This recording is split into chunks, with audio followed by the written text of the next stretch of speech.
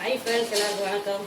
இன்னைக்கு நம்ம ரூபி சமையல் நம்ம என்ன செய்ய போகிறோம்னு பார்த்தீங்கன்னா, நான் சாப்பிட்டு எப்படி இருக்குன்னு சொல்கிறேன். ரொம்ப ரொம்ப நல்லாயிருக்கு. இன்றைக்கி நம்ம பிரேக்ஃபாஸ்ட்டாக என்ன செஞ்சு சாப்பிட போகிறோம்னா, இந்த நூடுல்ஸை சமைச்சு தான் சாப்பிட போகிறோம். இந்த நூடுல்ஸை வந்து ரொம்ப ரொம்ப சிம்பிளாக ஈஸியாக நல்ல ஒரு டேஸ்ட்டில் எப்படி செய்யுது அப்படின்னு தான் இந்த வீடியோவில் நீங்கள் பார்க்க போகிறீங்க. பேச்சுலர்ஸாக இருக்காங்க பாருங்கள், செய்ய தெரியாமல், அவங்களுக்கெல்லாம் இந்த வீடியோ வந்து ரொம்ப ரொம்ப யூஸ்ஃபுல்லாக இருக்கும். வாங்க வீடியோக்குள்ள போகலாம்.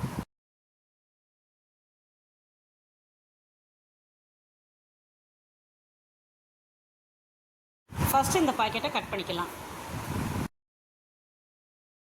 பாக்கெட்டை கட் பண்ணியாச்சுங்க. ஸ்டவ்வை ஆன் பண்ணிக்கலாம்.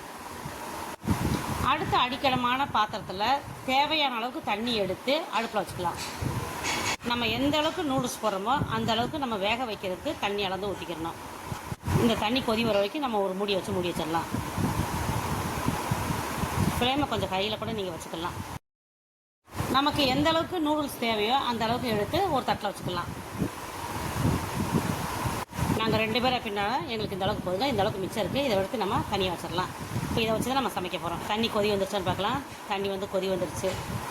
இப்போ இந்த ஸ்டேஜில் நம்ம என்ன செய்ய போகிறோம்னா, இந்த நூடுல்ஸுக்கு தேவையான அளவு கல் உப்பு சேர்த்துக்கலாம். அடுத்து சமையல் எண்ணெய் 2 டீஸ்பூன் அப்படி இல்லாட்டி 3 டீஸ்பூன் அளவுக்கு எண்ணெய் ஊற்றிக்கலாம். ஏன்னா அப்போதே இந்த நூடுல்ஸ் வந்து ஒன்றுக்கு ஒன்று ஒட்டாமல் நல்ல ஒரு உதிரியாக நமக்கு இந்த நூடுல்ஸ் கிடைக்கும்.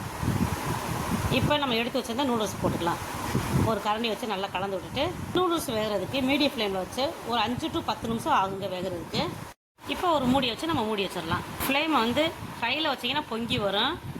ஃப்ளேமை மீடியம் ஃப்ளேமில் வச்சிங்கன்னா கொஞ்சம் பொங்குறது கம்மியாகும். இப்போ பாருங்கள், ஹையில் வச்சதுனால பொங்கி வந்துருச்சு. இப்போ மூடியை ஓப்பன் பண்ணிவிட்டு ஒரு கரண்டி வச்சு கலந்து விட்டுடலாம். நூடுல்ஸ் வெந்து வர்றதுக்கு ஒரு 5 to 10 நிமிஷம் வரைக்கும் வேகிறதுக்கு டைம் எடுக்குங்க. நல்லா வெந்ததுக்கப்புறம் தான் நம்ம அடுத்த மசாலாலாம் போட்டு ரெடி பண்ணணும். இப்போ மூடியை வந்து நம்ம உரச வச்சு மூடி வச்சிடலாம்.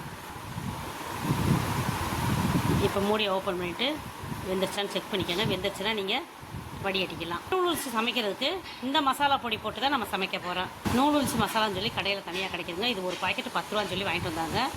இதை வச்சு நம்ம சமைக்க போகிறோம். எங்களுக்கு இன்னும் 2 நிமிஷம் அப்படி இல்லாட்டி 3 நிமிஷம் வெந்தால் கரெக்டாக இருக்கும். அதனால் மறுபடியும் நம்ம மூடி வச்சு வேக வச்சுக்கலாம். இப்போ பார்த்தீங்கன்னா கொஞ்சம் நல்லாவே வெந்துருச்சு. அதனால் இதை வடிகட்டிக்கலாம். நம்ம ஸ்டவ்வை ஆஃப் பண்ணிக்கலாம். அதுக்கடுத்து பார்த்திங்கன்னா இந்த மாதிரி ஒரு தட்டு அடியில் வச்சுட்டு நம்ம ஜல்லடை பவுல் வச்சுருக்கோம். அந்த பவுலில் நம்ம இதை வடிகட்டிக்கலாம். இப்போ வேக வச்ச நூடுல்ஸை இந்த பவுலில் ஊற்றிக்கலாம். இப்போ அதில் உள்ள தண்ணி பூரா கீழே வடிஞ்சிருச்சு. இந்த தண்ணியை கீழே ஊற்றிட்டு அதுக்கடுத்து நம்ம ஃப்ரெஷ்ஷாக சாதா தண்ணி, பச்சை தண்ணி இருக்குது பாருங்கள், அதை குழாயில் பிடிச்சி மறுபடியும் தண்ணியை பிடிச்சி இதில் ஊற்றி அலசிக்கலாம். பச்சை தண்ணி இந்த மாதிரி ஊற்றுறதுனால ஒன்று இந்த நூடுல்ஸ் வந்து ஒட்டாமல் உதிரியாக நல்லா லேயராக இருக்கும். அது மாதிரி தண்ணியை ஊற்றி ஒரு அலசிட்டு அந்த தண்ணியை நம்ம கீழே ஊற்றிடலாம். இந்த நூடுல்ஸும் கொஞ்சம் ஆறட்டும். இதை தாளிக்கிறதுக்கு நம்ம என்ன எடுத்து வச்சுருக்கோம், பெரிய வெங்காயம் 1 எடுத்து பொடியாக கட் பண்ணி வச்சுருக்கோம். ஒரு தக்காளி எடுத்து கட் பண்ணி வச்சுருக்கோம். கருவேப்பிலை கழுவி வச்சுருக்கோம். வாங்க நூடுல்ஸ் எப்படி செய்யுதுன்னு பார்க்கலாம். இப்போ நம்ம அதுக்கு ஸ்டவ் ஆன் பண்ணிக்கலாம். ஃப்ளேம் வந்து மீடியம் ஃப்ளேம்லேயே வச்சுக்கணும். அடிக்கலமான கடாயை அடுப்பில் வச்சுட்டு இது நல்லா ஆறி வச்சு இதை வந்து எடுத்து வச்சுட்டு நம்ம சமையலுக்கு எந்த எண்ணெய் யூஸ் பண்ணுறோமோ அந்த எண்ணெய் வந்து இந்த டீஸ்பூனில் ஒரு 4 டீஸ்பூன் அப்படி இல்லாட்டி 5 டீஸ்பூன் அளவுக்கு நம்ம ஊற்றிக்கலாம். நான் 5 டீஸ்பூன் அளவு ஊற்றுவேன். பெரிய வெங்காயம், நல்லா பெரிய வெங்காயமாக ஒரு வெங்காயம் எடுத்து இந்த அளவுக்கு நம்ம கட் பண்ணி வச்சுருக்கோம். இப்போ இதை ஃபஸ்ட் நம்ம போட்டுக்கலாம். அது கூட நம்ம 2 எடுத்து கருவேப்பிலை எடுத்து கழுவி வச்சுருக்கோம். அதையும் சேர்த்துக்கலாம். 2 நிமிஷம் 3 நிமிஷம் இதை நல்லா வதக்கலாம். இப்போ இந்த கம்பெனி மசாலா வந்து ஒன்று வாங்கிட்டு வந்துருக்காங்க. இதை வந்து நமக்கு எந்த அளவுக்கு தேவையோ அந்த அளவுக்கு நம்ம இதை கொஞ்சம் போட்டுக்கலாம். கொஞ்சம் ஸ்டேஜில் கொஞ்சம் போட்டுக்கலாம். அப்புறம் லாஸ்ட்டாக கொஞ்சம் மசாலா தூள் போட்டுக்கலாம். இப்போ நம்ம கொஞ்சமாகவே போட்டுருக்கோம்.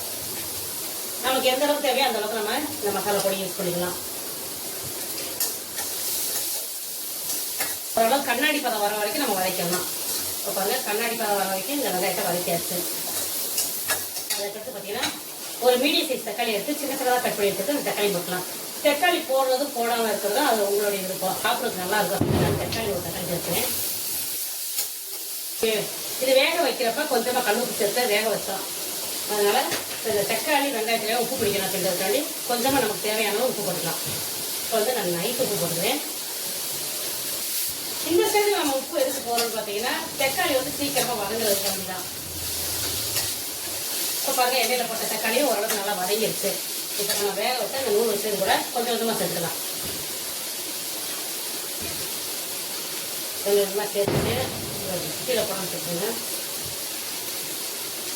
இதில் வந்து கொஞ்சமாக நம்ம இந்த மசாலா பொடி போட்டுக்கலாம்.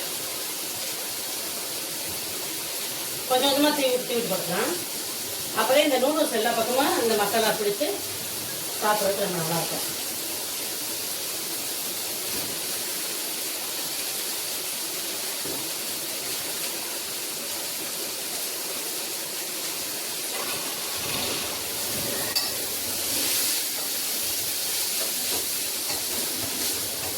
இருக்கிற நூடுல்ஸையும் போட்டுக்கலாம்.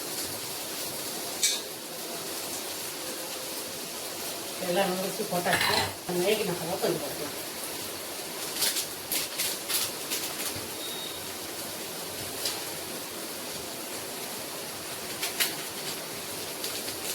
இந்த அளவுக்கு மசாலா பொடி மிச்சம் இருக்குது. இதை நம்ம தேவைப்பட்டால் போட்டுக்கலாம், தேவை இல்லாட்டி அப்படி நம்ம எடுத்து வச்சுக்கலாம். இது எல்லாத்தையும் ஒன்றா சேர்த்து நம்ம கரைச்சி விட்டுக்கலாம். இப்போ மசாலா பொடி வந்து எங்களுக்கு பத்தாது, அதனால இன்னும் கொஞ்சம் நான் மசாலா பொடி சேர்த்துக்கிறேன். 2 டீஸ்பூன் அப்படி இல்லாட்டி 3 டீஸ்பூன் அளவுக்கு நம்ம எண்ணெய் கொஞ்சம் சேர்த்துக்கலாம்.